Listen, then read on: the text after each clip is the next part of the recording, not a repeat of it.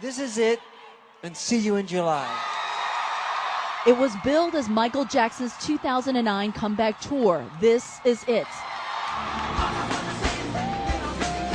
At 50, Jackson was in the last weeks of rehearsal before his death from an overdose of sedatives and the surgical anesthetic propofol. Dr. Conrad Murray was found guilty of involuntary manslaughter for giving Jackson the fatal dose in an effort to help him sleep. But Jackson's last weeks are expected to be played out again in a Los Angeles courtroom, where the wrongful death lawsuit is set to begin Tuesday.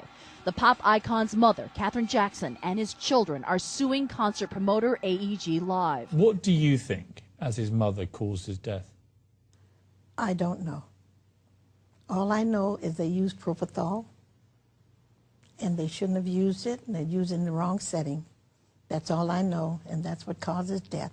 The civil lawsuit contends AEG Live is responsible for Jackson's death because it hired and supervised Dr. Conrad Murray. The gist of the plaintiff's claim against AEG is that you controlled Dr. Murray and you used your control over Dr. Murray to pressure him into taking unnecessary and excessive risk with his patient, Michael Jackson, leading to Michael Jackson's death. AEG Live dismisses his claim and says Jackson chose Murray as his personal doctor, and Jackson, not AEG Live, hired and supervised him.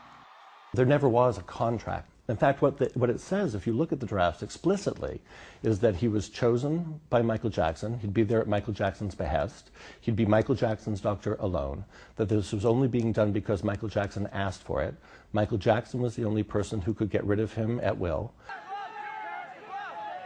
We may hear for the first time from Michael Jackson's two older children, 16-year-old Prince Michael and 14-year-old Paris, who are expected to testify about Jackson's last days, along with his mother.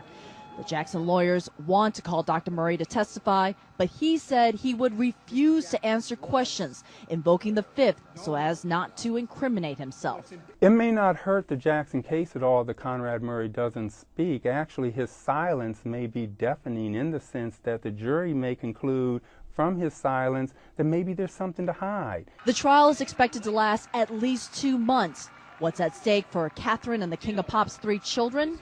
Billions of dollars in lost earnings they argue Jackson would have made from the This Is It comeback tour and other future projects. Kyung La, CNN, Los Angeles.